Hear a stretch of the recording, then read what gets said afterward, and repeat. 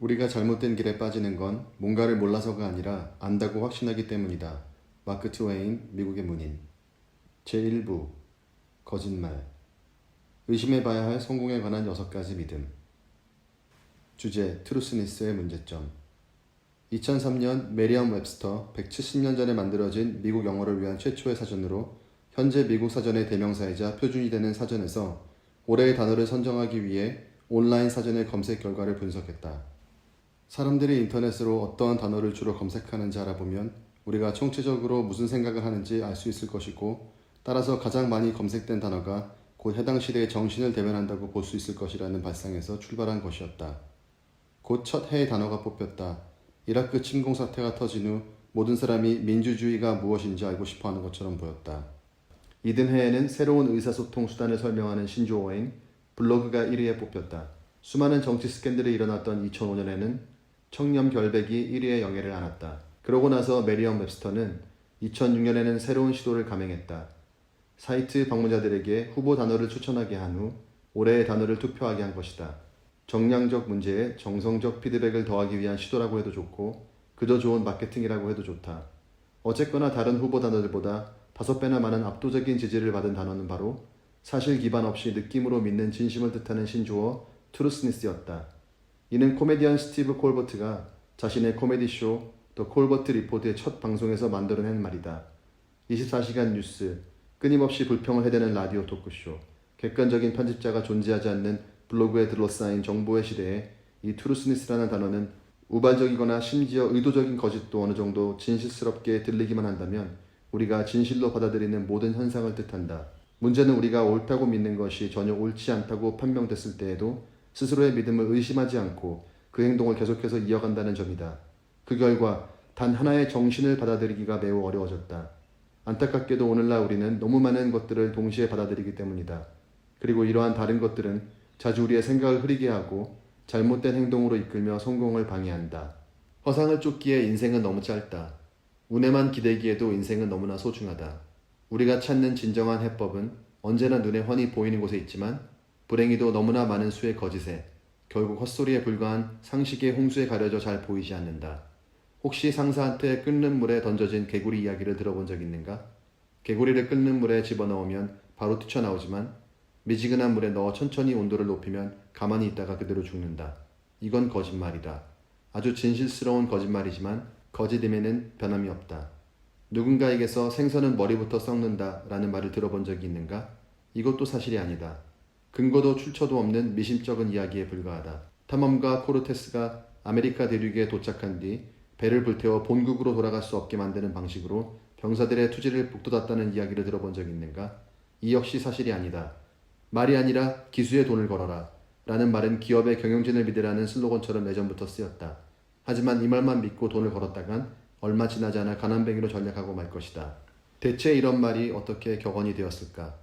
헛된 믿음과 거짓도 오랫동안 자주 쓰이다 보면 결국 친숙하게 느껴지고 어느 순간 진실처럼 들리기 때문이다. 그러면 사람들도 그것을 바탕으로 중요한 의사결정을 내리기 시작한다. 성공 전략을 짤 때 우리가 맞닥뜨리게 되는 문제는 바로 개구리, 생선, 탐험가, 기수 이야기처럼 성공에도 나름의 거짓말이 존재한다는 것이다. 할 일이 너무 많아 큰일이야. 한 번에 여러 가지 일을 해서 더 빨리 끝내겠어. 더 계획적이고 자기관리를 잘하는 사람이 되어야 해. 나는 왜 이렇게 의지력이 부족한 걸까? 일과 삶의 균형이 필요해. 단계에 맞는 현실적인 목표 설정이 중요해. 이런 생각을 자주 하다 보면 이것이 곧 단 하나의 삶을 살지 못하도록 방해하는 6가지 거짓말이 될 수 있다. 성공에 관한 잘못된 6가지 믿음. 첫 번째, 모든 일이 다 중요하다. 두 번째, 멀티태스킹은 곧 능력이다. 세 번째, 성공은 철저한 자기관리에서 온다. 네 번째, 의지만 있다면 못할 일은 없다. 다섯 번째, 일과 삶의 균형이 필요하다. 여섯 번째, 크게 버리는 일은 위험하다. 이 잘못된 통념은 우리 머릿속에 들어와 우리를 엉뚱한 방향으로 몰아가는 원칙으로 자리잡기 일수다. 우리의 잠재력을 최대로 높이려면 이런 거짓말들을 몰아낼 필요가 있다. 제4장 모든 일이 다 중요하다. 가장 중요한 일이 가장 중요하지 않은 일들에 밀려나서는 안 된다. J.W. 게테, 독일의 문인. 평등이란 정의와 인권의 측면에서는 반드시 추구해야 할 가치 있는 이상이다. 그러나 실질적인 결과가 존재하는 현실 세계에서는 평등한 것이란 없다. 선생님이 어떤 식으로 점수를 매기든 똑같은 실력을 가진 두 명의 학생은 존재할 수 없다. 심판들이 얼마나 공정하려 애쓰든 시합의 결과는 평등할 수 없다. 아무리 뛰어난 재능을 가진 사람들을 찾아봐도 똑같은 재능을 가진 사람은 없다. 모든 사람을 평등하게 대해야 하는 것은 맞다. 그러나 성과의 세상에서는 모든 것이 똑같이 중요할 수 없는 법이다. 주제: 평등이란 거짓이다. 이것을 첫 번째로 이해하는 것이 곧 모든 훌륭한 의사결정의 기반이 된다. 자, 그렇다면 우리의 의사결정 방식을 한번 살펴보자. 할 일이 많다면 무엇을 가장 먼저 할지 어떻게 정하는가? 어릴 때는 대부분 나이 많은 누군가가 어떤 시간에 무슨 일을 해야 할지 알려주고 우리는 그 말을 따르기만 하면 됐다. 아침 먹을 시간이다. 학교 갈 시간이다. 숙제할 시간이다. 집안일을 도울 시간이다. 목욕할 시간이다. 잘 시간이다 등처럼 말이다. 그러다가 나이가 들면서 스스로 분별할 수 있는 능력이 생기면 조금씩 재량권이 주어지기 시작한다. 저녁 식사 전에 숙제를 끝낼 수만 있다면 나가 놀아도 된다는 식이다. 그리고 나서 어른이 되면 모든 일이 나의 자유재량에 달린다. 모두가 자신의 선택에 의해 달라지는 것이다. 선택에 의해 삶의 모습이 결정되기 시작할 때 가장 중요한 질문은 이것이다. 어떻게 하면 좋은 선택을 내릴 수 있는가? 하지만 안타깝게도 나이를 먹을수록 반드시 해야만 하는 일이라고 믿는 건 점점 더 쌓이기만 한다. 할 일이 엄청나게 늘어나고 일이 지나치게 커지며 능력 이상의 일을 맡겨도 한다. 바빠서 정신 못 차리겠다 라는 말은 우리 모두의 총체적 상태가 되고 있다. 바로 이런 때야말로 제대로 일하는 법을 찾아내기 위한 투쟁이 더욱 심화되고 다급해지는 순간이다. 의사결정을 내리기 위한 명확한 공식이 없다 보니 선제적 대응을 하지 못하고 언제나 익숙하고 편안한 방식을 찾게 된다. 그래서 성공에 별 도움이 되지 않는 방법을 무턱대고 선택하게 된다. B급 공포영화에 나오는 어리바리한 등장인물처럼 이리저리 휩쓸리는 대로 하루를 보내다 보면 출구를 찾아 탈출하기는커녕 살인마가 기다리고 있는 2층으로 올라가고 마는 일이 벌어지는 것이다. 모든 결정을 섣불리 내리다 보면 정작 중요한 결정의 순간에도 대충 선택하게 되고 목표 달성을 위한 과정은 오히려 함정이 되기도 한다. 모든 일이 다 평등하게 느껴진다면 모든 일이 다 똑같이 중요한 것처럼 보일 수 있다. 바쁘게 움직인다고 해서 반드시 성공에 가까워지는 것은 아니다. 바쁜 것과 생산성이 언제나 밀접하게 관련되어 있는 것도 아니고 열심히 움직인다고 해서 사업이 알아서 돌아가는 것도 아니기 때문이다. 미국의 사상가 헨리 데이비드 소로는 이렇게 말했다. 바쁘게 움직이는 것만으로는 부족하다. 개미들도 늘 바쁘지 않은가. 정말 중요한 것은 무엇 때문에 바삐 움직이는가이다. 무슨 이유에서든 한 번에 100가지 일을 하는 건 의미 있는 일 한 가지를 제대로 해내는 것에 미치지 못한다. 모든 일이 똑같이 중요할 수는 없다. 그리고 성공이란 가장 많은 일을 해내는 사람이 이기는 게임도 아니다. 그런데도 우리 대부분은 매일 그런 식으로 게임을 하고 있다. 주제: 할 일 목록 대신 성공 목록을 만들어라. 할 일 목록은 시간관리와 자기개발 산업의 기본 원칙과도 같다. 우리의 욕구와 다른 이들의 바람이 사방에서 날아들다 보면 잠시 정신이 들 때마다 충동적으로 종이 쪼가리에 할 일을 쭉 적거나 메모장에 계획을 나열하게 된다. 플래너 역시 매일, 매주, 매월 해야 할 일을 적고 관리하는 귀중한 도구다. 스마트폰에는 할 일을 관리하는 어플리케이션이 넘쳐나고 컴퓨터 소프트웨어 프로그램은 그것들을 자동으로 PC에도 저장한다. 어디로 고개를 돌리든 모두가 각종 목록을 만들라고 우리를 부추기는 것만 같다. 물론 그런 목록은 매우 유용하긴 하지만 동시에 나쁜 면도 가지고 있다. 할 일 목록은 우리의 좋은 의도를 담아놓은 유용한 도구이기도 하지만 동시에 사소하고 중요하지 않은 일들까지 해내야 한다고 우리를 괴롭히는 원흉이기도 하다. 단지 그것들이 목록에 적혀 있다는 이유만으로 말이다. 그래서 우리 대부분은 이 할 일 목록과 애증관계에 있다. 할 일 목록은 메일함에 쌓이는 메일이 우리 일과를 조종하듯 우리의 우선순위를 마음대로 좌지우지할 수 있다. 대부분의 메일함은 중요한 일인 척하는 중요하지 않은 이메일로 넘쳐난다. 어떤 것이 얼마만큼 중요한지 생각하지 않고 이메일을 받은 순서대로 처리하고 있지는 않은가. 하지만 호주의 전 총리 밥 호크가 한 말처럼 가장 중요한 일이 언제나 가장 큰 소리로 나를 부르는 것은 아니다. 성공하는 사람들은 이와 다르게 행동한다. 그들은 꼭 해야 하는 일을 잘 알아보는 해안을 가지고 있다. 그들은 잠시 시간을 내어 무엇이 중요한지 결단을 내리고는 바로 그 일을 중심으로 하루 일과를 운영한다. 성공하는 사람들은 다른 이들이 나중에 하려고 하는 일을 먼저 하고 다른 이들이 먼저 하려는 일은 뒤로, 때로는 무기한으로 미룬다. 이 둘의 차이는 의도가 아니라 방식의 옳고 그름이다. 성공하는 사람들은 언제나 뚜렷한 우선순위를 가지고 일한다. 단순한 목록에 불과한 할 일 목록은 우리를 엉뚱한 길로 인도할 수 있다. 할 일 목록은 단순히 우리가 해야 하는 일이라고 생각하는 것들을 적어둔 것뿐이다. 할 일 목록에는 본디 성공이라는 의도가 빠져 있다. 사실 대부분의 할 일 목록은 그저 생존 목록, 즉 그날 하루와 삶을 버텨낼 수 있게 해주는 목록일 뿐, 각각의 나를 성공적인 삶으로 이어주는 디딤돌이 될 수는 없다. 할 일 목록을 하나씩 지우는데 오랜 시간을 보내고 쓰레기통을 꽉 채우고 책상은 깨끗이 비운 상태로 하루를 마감하는 것은 우쭐해야 할 일이 아니다. 성과와도 아무 관련이 없다. 우리는 할 일 목록 대신 성공 목록을 만들어야 한다. 남다른 성과를 내기 위해 의도적으로 만든 목록 말이다. 할 일 목록은 긴 경우가 많지만 성공 목록은 짧다. 할 일 목록은 당신을 여기저기로 잡아 끌지만 성공 목록은 구체적인 한 방향으로 이끌어준다. 할 일 목록은 어지럽게 적힌 명단이지만 성공 목록은 잘 정돈된 지시사항이다. 성공을 염두에 두고 목록을 만들지 않으면 그것이 당신을 성공으로 데려다주지 못할 것이다. 당신의 할 일 목록에 별의별 것이 다 적혀 있다면 그건 당신이 원하는 바로 그것만 빼고 다른 모든 것으로 당신을 데려갈 것이다. 그렇다면 성공적인 사람은 평범한 할 일 목록을 어떻게 성공 목록으로 바꾸는가? 할 일이 그렇게 많다면 특정한 날, 특정한 시점에 어떤 일이 가장 중요한지 어떻게 알 수 있는가? 조지프 주란의 뒤를 따르기만 하면 된다. 주제: 성공에 필요한 불평등한 분배. 1930년대 말 제너럴 모터스의 관리자들은 훗날 놀라운 결과를 가져올 아주 흥미로운 발견을 한다. 사용하던 카드 리더, 초기 컴퓨터의 입력 장치 중 하나가 말이 안 되는 소리를 출력하기 시작한 것이다. 고장난 컴퓨터를 살펴보던 중 그들은 우연히 비밀 메시지를 암호화할 방법을 찾아냈다. 당시 이것은 매우 중요한 일이었다.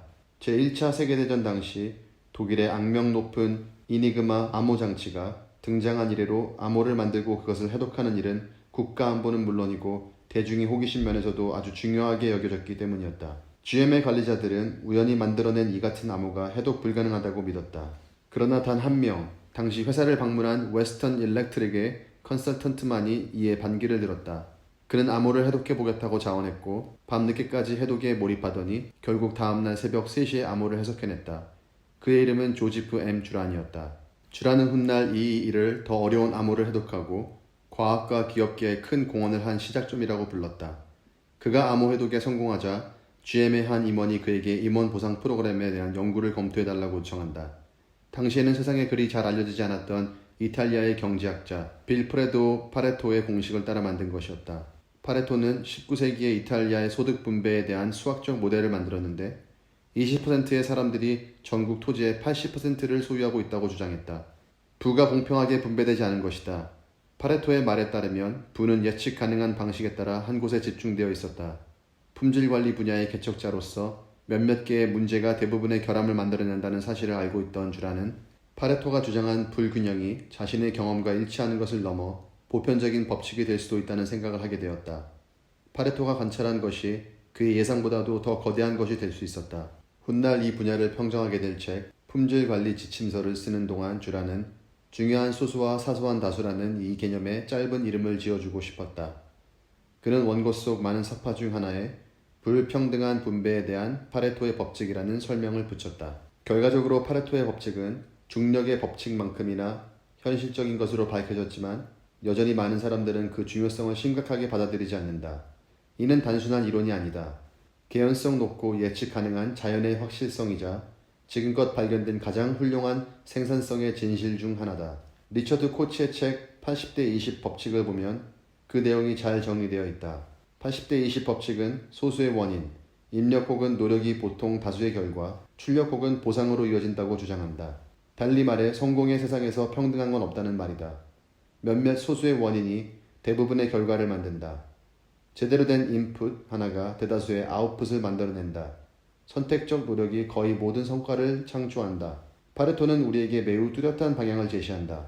당신이 원하는 것 중 대부분은 당신이 실천하는 몇 개의 일에서 비롯될 것이다. 남다른 성과는 생각보다 훨씬 적은 수의 행동에서 나온다. 그렇다고 숫자에 집착할 필요는 없다. 파레토의 이론은 불평등을 기초로 한 것이고 이것이 80대 20이라는 비율로 표현되었을 뿐이다.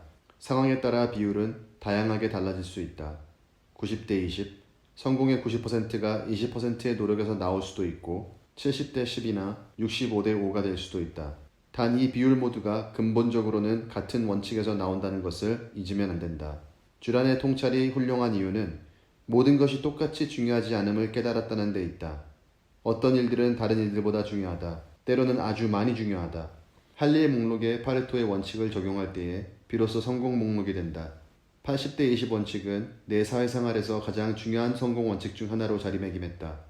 이것은 듀란과 마찬가지로 내가 살면서 지속적으로 목격한 여러 현상들을 잘 설명한다. 내 경우에도 몇 가지 소수의 아이디어가 성과의 대부분을 만들어냈다. 몇몇 고객들이 다른 대다수의 고객들보다 훨씬 중요했고, 소수의 사람들이 사업의 대부분을 성공으로 이끌어 주었다. 또 소수의 투자가 대부분의 수익을 가져왔다. 어디를 보나 불평등한 분배라는 개념에 눈이 띄었다. 그 개념이 많이 등장할수록 나는 주의를 더 많이 기울이게 되었고, 주의를 기울일수록 그것은 더 많이 나타났다. 결국 나는 우연의 일치라는 생각을 버리고 성공의 절대적 원칙으로서 이 개념을 나의 삶뿐 아니라 나와 함께 일하는 모든 다른 사람과의 관계에도 적용하기 시작했다. 그러자 놀라운 결과가 나타났다. 주제: 끝까지 남겨야 할 것을 찾아라. 파레토는 지금껏 내가 이야기한 모든 것을 증명해 보였지만 단 하나 아쉬운 점이 있다. 그는 중간에서 멈췄다는 것이다. 나는 여러분이 더 멀리까지 가길 바란다. 파레토의 법칙을 극단적으로 이용하기를 원한다. 20%가 무엇인지 알아내고 중요한 소수 중에서도 또 중요한 소수를 찾아내어 파고들기를 바란다. 성공에 있어 80대 20 법칙은 시작이지 끝이 아니다. 파레토가 시작한 것을 당신이 끝내야 한다. 성공하려면 80대 20 법칙을 따라야 하지만 거기에서 멈출 필요는 없다. 계속해라. 20%만 남기고 거기에서 다시 20%만 남기는 식으로 가장 중요한 단 하나에 이르기까지 계속해라. 업무나 사명, 목표가 무엇이든 상관없다. 그것이 크든 작든 그것도 상관없다. 원하는 만큼 긴 목록에서 시작하되 거기에서 중요한 몇 가지를 추려낸다는 마음가짐을 가지고 반드시 필요한 단 하나를 찾아낼 때까지 멈추지 마라. 없어서는 안 될 단 하나, 바로 그 하나를 찾아라. 2001년에 회사의 핵심 임원들을 호출한 적이 있었다. 빠른 속도로 성장하고 있긴 했지만 우리 기업은 아직 업계 내에서 최고의 위치는 아니었다. 나는 임원들에게 이 상황을 반전시킬 100가지 방법을 브레인스토밍 해보자고 말했다. 목록을 만들어내는 데만도 하루가 꼬박 걸렸다. 다음날 아침에는 그것을 10개의 아이디어로 줄였다. 그리고 나서 거기에서 단 하나의 아이디어를 골랐다. 우리가 정한 하나의 아이디어는 우리 업계에서 최고의 성과를 올리는 방법에 대해 내가 책을 쓰는 것이었다. 그 아이디어는 성공적이었다. 그로부터 8년 뒤 그 한 권의 책은 전국적인 베스트셀러가 되었고 한 권에 그치지 않고 시리즈로 발전해 나갔으며 결국 모두 합쳐 100만 권이 넘게 팔렸다. 약 100만 명의 사람이 종사하는 이 업계에서 이 한 가지 일은 우리의 이미지를 완전히 바꿔놓았다. 자, 여기서 다시 간단한 계산을 해보자. 100개의 아이디어 중에서 단 하나. 이것은 파레토의 법칙을 매우 극단적인 수준까지 끌고 간 것이다. 생각은 크게 하되 아주 작은 곳에 초점을 맞춘다. 단 하나의 법칙을 사업적인 도전 과제에 적용시켜 매우 강력한 결과를 이끌어낸 것이다. 하지만 이 내용이 사업에만 적용되는 것은 아니다. 나는 40살이 되던 날부터 기타 레슨을 받기 시작했다. 하지만 연습할 수 있는 시간은 하루에 20분밖에 되지 않았다. 시간적으로 여유가 없었기 때문에 무엇을 배울지 정해 그것에만 집중해야 했다. 나는 세계적인 기타리스트 중 한 명인 친구 에릭 존슨에게 어떻게 하면 좋을지 물었다. 에릭은 단 한 가지만 연습할 수 있는 상황이라면 기타의 기본 음계를 택하는 게 좋겠다고 말했다. 나는 그의 조언을 받아들여 블루스 단조 음계를 연습했다. 그 음계를 연습하면 에릭 클랩튼과 빌리 기본스부터 시작해 언젠가는 에릭 존슨의 음악까지 훌륭한 록 기타리스트들의 솔로를 연주할 수 있게 될 것이었다. 그 음계는 기타 연습을 위한 나의 단 하나가 되었고 그것은 다시 나를 위한 로큰롤의 세상을 열어주었다. 조금만 주의를 기울여 찾아보면 같은 노력이 언제나 같은 결과를 가져오지 않는다는 사실을 금세 알 수 있게 된다. 그리고 이 원칙을 삶에 적용하면 자신에게 중요한 것이 무엇이든 원하는 성공의 문을 열 수 있을 것이다. 언제나 수많은 나머지보다 중요한 소수의 것이 있을 것이고 그 소수 중에서도 가장 중요한 단 하나가 있을 것이다. 이러한 개념을 마음속 깊이 받아들이고 익히는 것은 마법의 나침반을 받아들이는 것이나 다름없다. 길을 잃었거나 나아가야 할 방향을 모르겠다는 생각이 들 때면 그 나침반을 꺼내 무엇이 가장 중요한지 확인하면 되니 말이다.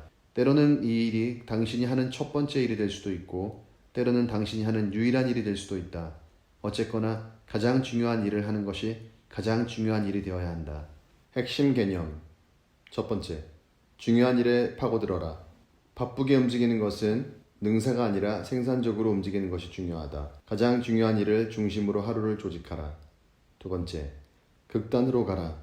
무엇이 실질적으로 중요한지 알아낸 다음에는 단 하나만 남을 때까지 끊임없이 자문하라. 그 핵심 활동이 성공 목표의 맨 꼭대기에 오게 해야 한다. 세 번째, 노라고 말해라. 나중에라고 하든 안 된다고 하든 중요한 건 가장 중요한 일이 끝날 때까지 다른 모든 일에는 지금 말고라고 딱 잘라 말하는 것이다. 네 번째, 줄긋기 게임에 빠지지 마라. 모든 일이 똑같이 중요한 것이 아니라고 믿는다면 그에 맞게 행동해야 한다. 목록에 적힌 일들을 하나하나 체크해 지우는 것이 성공으로 가는 길이라 믿는 헛된 생각에 빠져선 안 된다. 끝난 일의 줄긋기 게임에서는 승자가 나올 수 없으니 거기에서 벗어나라. 모든 일이 똑같이 중요할 순 없고 성공은 그 중에서도 가장 중요한 일에 숨겨져 있다. 제4장 끝. 제5장 멀티태스킹은 곧 능력이다. 멀티태스킹은 그저 한 번에 여러 가지 일을 망칠 기회에 지나지 않는다. 스티브 우젤, 미국의 영화배우. 자, 가장 중요한 일을 하는 것이 가장 중요하다면 왜 당신은 동시에 여러 가지 일을 하려고 그리 애쓰는가? 이건 매우 중요한 질문이다. 2009년 여름, 클리포드 나스는 이 질문에 답하기 위해 한 가지 실험을 했다. 그의 목표는 다름 아닌 여러 가지 일을 동시에 진행하는 소위 멀티태스커들이 얼마나 그 일들을 잘 수행하는지 밝혀내는 것이었다. 스탠퍼드 대학교 교수인 나스는 뉴욕타임스와의 인터뷰에서 자신은 언제나 멀티태스커들을 존경했으며 자신의 멀티태스킹 능력이 매우 형편없다고 말했다. 그래서 그와 동료 연구원들은 262명의 학생들에게 설문지를 주고 그들이 얼마나 자주 멀티태스킹을 하는지 알아보았다. 그런 다음 학생들을 멀티태스킹을 잘하는, 즉 자주 하는 그룹과 못하는 그룹, 둘로 나누고 자주 멀티태스킹을 하는 사람들이 더 좋은 결과를 내리라는 가정을 바탕으로 실험을 시작했다. 하지만 그들의 이러한 생각은 틀린 것으로 판가름났다. 그들에게 비밀의 능력 같은 것이 있으리라고 생각했습니다. 하지만 멀티태스킹을 잘하는 사람들은 오히려 관련 없는 일에 푹 빠져 쓸데없는 시간을 보내는 것이 관찰됐습니다. 나스의 말이다. 그들의 성과는 모든 면에서 뒤떨어졌다. 그들 스스로나 세상 사람들이 보기에 그들은 멀티태스킹 능력에 매우 뛰어난 것 같았지만 거기에는 한 가지 문제가 있었다. 나스의 말을 빌리면 멀티태스커들은 그저 모든 일의 엉망이었던 것이다. 주제, 멀티태스킹이란 허상이다.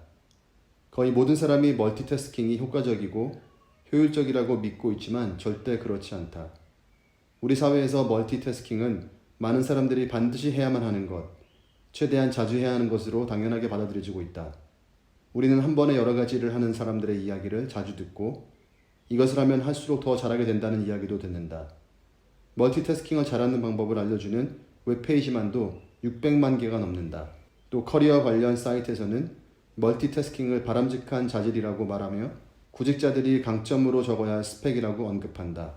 어떤 이들은 멀티태스킹 기술을 자랑스러워하며 삶의 한 방식으로 채택하기도 한다. 하지만 이것은 삶의 방식이 아니라 삶의 허상이다. 사실 멀티태스킹은 효율적이지도 효과적이지도 않다. 성과가 모든 걸 말해주는 이 세상에서 멀티태스킹은 언제나 당신을 실망시킬 것이다. 한 번에 두 가지 일을 하려고 하면 그중 하나도 잘하지 못하는 경우가 번번이 발생한다. 멀티태스킹이 더 많은 일을 해낼 수 있는 효과적인 방법이라는 믿음은 현실과 정반대일 뿐이다. 그것은 일을 제대로 하지 못하게 만드는 아주 효과적인 방법이다. 스티브 우젤이 말한 것처럼 멀티태스킹은 한 번에 여러 가지를 망칠 수 있는 기회에 지나지 않는다. 주제, 많은 일을 망치는 능력. 사람이 한 번에 두 가지 이상의 일을 할 수 있다는 발상은 1920년대부터 심리학자들의 연구 주제였으나 멀티태스킹이라는 용어가 본격적으로 쓰이기 시작한 건 1960년대 이후였다. 처음에 그것은 사람이 아니라 컴퓨터에 사용되던 말이었다. 그때만 해도 10MHz라는 속도는 상상을 초월할 만큼 빠른 속도라 여러 가지 작업을 수행하는 컴퓨터의 능력을 설명할 새로운 단어가 필요했다. 지금 생각하면 당시 그런 말을 만들어낸 건 잘못된 선택이 아니었나 싶다. 멀티태스킹이라는 단어 자체는 잘못되었기 때문이다. 컴퓨터에서 말하는 멀티태스킹이란 서로 다른 여러 작업이 각각 번갈아 가면서 하나의 자원을 공유하는 것이었다. 그러나 시간이 흐르면서 그 의미가 바뀌었고 얼마 지나지 않아 하나의 자원이 동시다발적으로 여러 개의 작업을 수행하는 것으로 해석되기 시작했다. 참으로 오해의 소지가 다분한 내용이다. 컴퓨터마저도 한 번에 단 하나의 코드만 처리할 수 있기 때문이다. 작업의 처리 속도가 빠르다는 이유로 모든 것이 동시에 이루어진다는 환상이 커졌을 뿐이다. 실제로 사람도 걸어가면서 말을 하고 껌을 씹으면서 지도를 보는 것처럼 한 번에 두 가지 이상의 일을 할 수 있다. 하지만 컴퓨터와 마찬가지로 두 가지 일에 동시에 집중할 수는 없다. 그저 주의력이 이리 갔다 저리 갔다가 하는 것뿐이다. 컴퓨터의 경우에는 그렇다 해도 문제될 것이 없지만 사람의 경우에는 심각한 문제가 생길 수 있다. 두 대의 비행기가 동시에 하나의 활주로에 착륙 허가를 받는다든가, 환자에게 엉뚱한 약을 투여한다든가, 아기 혼자 욕조 안에 놔둔다든가 하는 일이 모두 이것 때문이다. 이와 같은 잠재적인 비극들은 모두 사람이 한 번에 너무 많은 일을 하려고 애쓰다가 반드시 해야 할 일, 반드시 기억해야 할 것을 잊어버린 데서 발생한다. 이상한 일이지만 시간이 흐르면서 현대 인간의 이미지는 점차 멀티태스커로 변해버렸다. 그리고 그렇게 할 수 있다고 생각하다 보니 어느 순간 그렇게 해야 한다고 믿게 되었다. 아이들은 텔레비전을 보거나 음악을 듣거나 문자를 보내면서 공부를 한다. 어른들은 전화통화를 하거나 무언가를 먹으면서 또는 화장을 하거나 심지어는 면도를 하면서 운전을 한다. 자기 방에서 무언가를 하면서 다른 방에 있는 사람에게 이야기도 한다. 식당에 자리를 잡고 앉기도 전에 스마트폰부터 꺼내든다. 해야 할 모든 일을 하기에 시간이 부족한 것이 아니라 주어진 시간 내에 너무 많은 일을 해야만 한다고 느끼는 것이 문제다. 그래서 모든 일을 해낼 수 있다는 희망을 가지고 두 가지 일을, 아니 세 가지 일을 한꺼번에 한다. 업무도 그렇다. 오늘날의 사무실은 마음을 산란케 하는 멀티태스킹의 난장판과 같다. 묵묵히 프로젝트를 완수하려 애쓰는 동안에도 옆자리에 앉은 누군가가 자지러질 듯 기침을 해대며 뭐 캔디가 없냐고 묻는다. 업무 시간 내내 새로운 이메일이 도착했다고 컴퓨터 화면에 알림이 뜨고 그러는 와중에도 소셜미디어에서는 새로운 소식이 올라왔다며 당신의 주의를 끌려 한다. 새로운 문자 메시지가 도착하면 휴대전화는 끊임없이 배를 울려댄다. 읽지 않은 우편물과 마무리 짓지 못한 업무가 눈에 보이는 곳마다 쌓여있고 다른 직원들이 수시로 들락거리며 당신에게 무언가를 묻는다. 집중은 되지 않고 업무는 엉망이 되며 흐름은 계속 끊긴다. 상황이 이쯤 되면 본래의 업무를 계속하는 것만 해도 기운이 쭉 빠진다. 하루 일과 중 3분의 1을 집중력을 되찾는 데 사용한다고 한다. 그런데도 우리는 이 모든 것을 이겨내고 마감 기한 내에 해야 할 모든 일들을 끝낼 수 있다고 믿는다. 이는 망상에 불과하다. 멀티태스킹은 사기다. 미국의 시인 빌리 콜린스는 이 현상을 잘 포착해냈다. 우리는 그것을 멀티태스킹이라고 부른다. 마치 동시에 많은 일을 해낼 수 있는 능력처럼 들린다. 하지만 불교 신자라면 그것을 산만하게 뛰어다니는 원숭이와 같은 마음이라 부를 것이다. 우리는 멀티태스킹을 완전히 몸에 익히고 있다고 믿지만 사실은 스스로를 미친 듯 몰아가는 것에 불과하다. 주제: 저글링이 치러야 할 대가. 집중력 결핍은 인간의 본능에 속한다. 하루에 평균 4,000개의 생각이 수시로 머리를 드나들다 보면 멀티태스킹을 하려고 애쓰는 것도 당연한 일이다. 14초에 한 번씩 생각의 변화가 생기는 것이 집중력이 떨어지는 원인이라고 본다면 우리가 지속적으로 한 번에 너무 많은 일을 하려고 애쓰는 것도 어찌 보면 당연하다. 무슨 일을 하는 동안에도 단 몇 초만 지나면 생각이 또 다른 쪽으로 넘어간다. 사실 인류가 지금껏 생존할 수 있었던 것도 한 번에 여러 가지 일을 할 수 있도록 진화했기 때문이라고 한다. 나무 열매를 따고 무드질을 하고 아니면 힘든 하루 일과가 끝나고 불가에 앉아 쉬는 동안에도 맹수들이 다가오지 않을까 주변을 살피지 못했다면 인류의 조상들은 살아남지 못했을 것이다. 한 번에 여러 가지 일을 저글링 하려는 욕구는 우리의 유전자 속 깊은 곳에 들어있을 뿐 아니라 생존을 위해 반드시 필요한 것이었을지도 모른다. 하지만 저글링은 멀티태스킹이 아니다. 저글링 하는 것을 보자. 고개사가 한 번에 공 3개를 자유자재로 다루는 것처럼 보일 수 있다. 하지만 자세히 보면 빠른 속도로 한 번에 한 개의 공을 잡았다가 위로 던지는 식이다. 잡고 던지고 잡고 던지고 잡고 던지고 한 번에 공 하나씩이다. 전문가는 이것을 작업 전환이라 부른다. 자발적이든 아니든 하나의 작업에서 다른 작업으로 전환할 때는 보통 두 가지 일이 일어난다. 첫 번째는 거의 즉각적이다. 다른 일을 해야겠다고 결심하는 것이다. 그리고 두 번째는 첫 번째 것보다 조금 불규칙적이다. 하려는 일이 무엇이든 그 일에 대한 규칙을 떠올려야 한다. 텔레비전을 보다가 빨래를 개는 것처럼 단순한 작업 전환인 경우에는 비교적 전환이 빠르고 손쉽게 일어날 수 있다.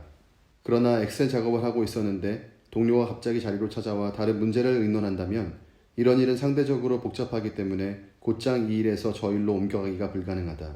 새로운 작업을 시작하거나 그만두었던 일을 다시 시작하는 데에는 언제나 시간이 걸린다. 그리고 중단되었던 바로 그 부분부터 이어서 할 수 있다는 보장도 없다. 언제나 대가가 다른다. 작업 전환에서 비롯되는 추가 시간이라는 대가는 해당 작업이 얼마나 복잡한가 혹은 단순한가에 달려있다. 단순한 작업의 경우 시간이 25% 혹은 그 이하로 늘어날 수도 있고, 매우 복잡한 작업의 경우에는 시간이 100% 혹은 그 이상 늘어날 수도 있다. 이러한 내용에 대한 연구한 데이비드 마이어 박사의 말이다. 작업 전환에는 대가가 따른다. 그런 대가를 치르고 있다는 사실조차 모르는 사람이 대부분이긴 하지만 말이다. 주제: 착각과 실수의 진짜 이유. 실제로 한 번에 두 가지 일을 하면 무슨 일이 벌어지는가? 간단하다. 두 가지 일이 따로 분리된다. 우리 뇌 속에는 여러 개의 통로가 있고, 그로 인해 우리는 두뇌 속 서로 다른 부분에서 서로 다른 종류의 데이터를 처리할 수 있다. 걸으면서 말을 할 수 있는 것이 바로 이 때문이다. 이 경우 두 통로 사이에 간섭이나 방해가 없지만 여기에는 한 가지 문제가 있다. 두 가지 행동 모두에 100% 집중할 수 없다는 점이다. 하나는 집중한 상태에서, 또 다른 하나는 집중하지 않은 상태에서 일어난다. 걷다가 DC-10 비행기를 착륙시키는 방법에 대해 상세히 설명하려고 한다면 중간에 멈춰서야 할 것이다. 마찬가지로 깊은 협곡 위에 드리워진 밧줄 구름다리를 건너가려면 말을 하고 있다가도 멈춰야 할 것이다. 한 번에 두 가지 일을 할 수는 있지만 한 번에 두 가지 일에 모두 효과적으로 집중할 수는 없다. 심지어 우리 집 개 맥스도 이 사실을 안다. 내가 맥스의 머리를 긁어주며 TV의 농구 경기에 집중하고 있으면 맥스는 내 다리를 쿡쿡 찔러댄다. 건성으로 머리를 긁어주는 건 성에 차지 않는 것이 분명하다. 의식적인 노력 없이도 몸이 움직이고 있다는 이유로 자신이 멀티태스킹하고 있다고 생각하는 이들도 많다. 물론 맞는 말이다. 하지만 그들이 생각하는 것과는 조금 다르다. 호흡 같은 신체적 활동은 두뇌에서 집중력이 필요한 부위가 아닌 다른 부위에서 조종하기 때문에 두뇌 속 통로 간 충돌이 일어나지 않는다. 어떤 것이 머릿속 가장 정중앙에 있다거나 인식의 최고점에 있다는 말은 사실 매우 정확한 표현이다. 바로 그 부위, 즉 전전두엽에서 집중력이 발생하기 때문이다. 어떤 일에 집중하면 그것은 중요한 일에 스포트라이트를 비추는 것과 같다. 한 번에 두 가지 일에 주의를 기울일 수는 있지만 그런 경우 집중력이 나뉠 수밖에 없다. 이는 부인할 수 없는 사실이다. 한 번에 두 가지 일을 하면 집중력이 분산된다. 세 가지 일을 하면 그중 하나는 완전히 망치게 될 것이다. 한 번에 두 가지 일에 집중할 때 어느 한 가지 작업이 더 많은 집중력을 요구하거나 이미 사용 중인 두뇌 통로와 상충될 때 문제가 일어날 수 있다. 아내가 거실 가구를 새로 바꾸고는 그 모습을 설명해 준다고 치자. 이때 당신의 시각 피질이 작동하며 그 모습을 머릿속으로 그려보려고 애쓰게 된다. 그런데 그때 하필 운전을 하고 있는 중이라면 시각 피질에서 충돌이 일어나면서 새로운 소파와 2인용 안락 의자를 상상하다가 당신 바로 앞에서 급정거한 앞차를 보지 못하는 불상사가 발생하게 된다. 한마디로 한 번에 두 가지 일에 효과적으로 집중하는 것은 불가능하다는 말이다. 한 번에 두 가지 이상의 일을 하려 애쓰는 것은 집중력을 분산시켜 그 두 가지 일 모두에 좋지 않은 결과를 가져올 수 있다. 그러면 멀티태스킹이 우리의 두뇌를 어떻게 합선시키는지 알아보자. 첫 번째, 한 번에 사용할 수 있는 두뇌 용량에는 한계가 있다. 두뇌 용량을 원하는 만큼 쪼갤 수는 있겠지만 그러다 보면 시간과 효율성 면에서 대가를 치르게 될 것이다. 두 번째, 다른 작업으로 전환하는 데 시간을 보내면 보낼수록 처음의 작업으로 돌아갈 가능성은 낮아진다. 마무리 짓지 못한 일이 쌓이는 것이 바로 이 때문이다. 세 번째, 하나의 작업에서 또 다른 작업으로 이를 뛰고 저리 뛰다 보면 두뇌가 새로운 작업에 맞춰 방향을 전환하느라 귀한 시간을 버리게 된다. 그렇게 낭비된 시간이 아무리 적어도 오랫동안 쌓이면 많아질 수밖에 없다.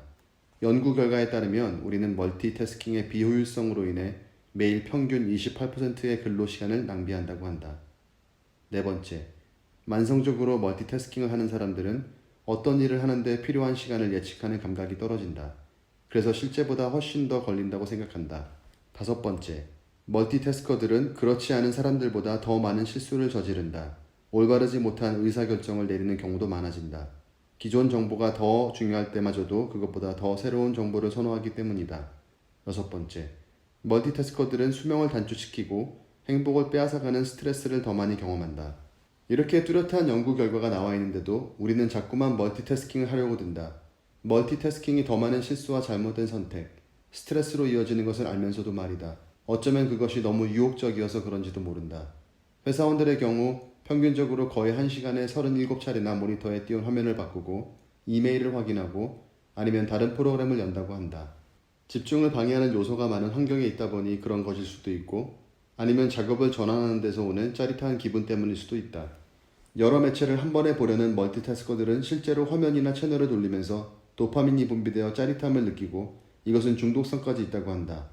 그런 자극이 사라지면 금세 지루함을 느낀다. 이유가 어찌됐건 그 결과는 명확하다. 멀티태스킹은 업무 속도를 늦추고 우리를 바보로 만든다. 주제: 멀티태스킹의 치명적 위험. 2009년 뉴욕타임스 기자 매트 릭텔은 운전 중 문자 메시지를 보내거나 통화하는 것이 얼마나 위험한지에 대한 연작 기사 운전 중 한눈 팔기의 위험성으로 보도부문 플리처상을 받았다. 그가 밝혀낸 바에 따르면 그런 식의 운전으로 인해 발생하는 사고가 사망사고 중 16%를 차지하고 매년 거의 50만 건에 달하는 부상을 일으킨다고 한다. 심지어 가벼운 통화를 하는 것도 전체 집중력의 40%를 잡아먹는데 놀랍게도 이것은 음주운전을 하는 것과 같은 수준의 영향이라고 한다. 이러한 증거가 너무나도 명백하게 드러나자 많은 주와 지방자치단체에서는 운전 중 휴대전화 사용을 금지시켰다. 어쩌면 온 가족이 탄 자동차가 무시무시한 트럭과 부딪히는 일이 문자 메시지 단 하나 때문에 벌어졌을 수도 있다. 이러한 멀티태스킹은 한 가족의 불행, 그 이상의 것을 야기할 수 있다. 생명이 달려있는 문제에서는 멀티태스킹이 매우 치명적인 결과를 초래한다는 것을 모르는 사람은 없을 것이다. 우리는 비행기 조종사나 의사가 자신에게 주어진 일을 할 때 다른 모든 것을 잊고 그 일에만 전념하길 바라며 당연히 그러하리라 여긴다. 그리고 혹시라도 다른 짓을 하다가 발각되면 큰 질책을 받아 마땅하다고 생각한다. 그런 전문가들로부터는 어떤 변명도 받아들이지 않을 것이다. 그런데 우리들은 어떤가? 이중잣대를 대고 있는 것은 아닌가? 왜 우리의 일은 그들의 일만큼 중요히 여기거나 진지하게 받아들이지 않는가? 자신에게 가장 중요한 일을 하고 있으면서 대체 왜 멀티태스킹을 용납하는 것인가? 우리는 종종 우리의 일상적인 업무가 심장수술처럼 생사를 좌우하는 일이 아니라는 이유로 집중의 중요성을 간과하곤 한다. 그러나 비행기 조종사나 의사의 일이 집중하지 않고는 성공적일 수 없듯이 우리의 일 또한 그러하다. 당신의 업무 역시 똑같이 존중받을 권리가 있다. 우리가 하는 각각의 일은 우리의 일만으로 그치지 않는다. 어떤 일을 맡든 그것을 잘 해내야 하는 의무가 있다. 이런 식으로 생각해보자. 정말로 하루 일과 중 3분의 1을 엉뚱한 데 빼앗기고 있다면 한 사람의 커리어를 통틀어 얼마나 많은 시간이 낭비되는 것인가? 다른 사람들의 커리어는? 기업에는 어떤가? 곰곰이 생각해 보길 바란다. 이 문제를 해결하지 못하면 자기 커리어를 제대로 관리하지 못하거나 회사에서 쫓겨날 수도 있다. 만약 당신이 리더의 위치에 있다면 다른 사람들의 커리어나 회사를 잃게 만들 수도 있다. 집중력의 결핍은 업무 말고도 우리의 개인적인 삶에 어떤 영향을 미치는가? 작가인 데이브 크렌쇼는 이렇게 썼다. 우리가 함께 사는 사람이나 함께 일하는 사람들은 우리의 관심을 온전히 받을 권리가 있다. 그들을 향한 관심이 분산되거나 그들에게 단편적인 시간만을 내주거나 관심이 이리 갔다 저리 갔다 하면 거기에 들어가는 시간만 낭비되는 것이 아니다. 결국 그들과의 관계를 망치고 말 것이다. 한 사람은 열심히 대화를 이어가려 애쓰지만 다른 한 사람은 식탁 밑에서 문자를 보내고 있는 커플을 볼 때마다 크렌쇼의 말이 얼마나 큰 진리인지 새삼 깨닫게 된다. 핵심 개념. 첫 번째, 정신이 흐트러지는 건 본능이다. 집중력이 흐트러졌다고 낙담하지 마라. 그건 모든 사람이 똑같다.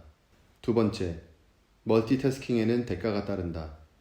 집중력이 흐트러지면 옳지 못한 선택을 내리고 고통스러운 실수를 저지르며 불필요한 스트레스를 받게 된다. 멀티태스킹은 간혹 가능하긴 하지만 좋은 효과를 내는 방법은 절대 아니다. 세 번째, 집중력이 흐트러지면 결과가 나빠진다. 한 번에 너무 많은 일을 하려고 하면 결국 아무것도 잘하지 못하게 될 것이다. 현재 자신에게 무엇이 가장 중요한지 알아내고 그 일에 전념하라. 제5장 끝.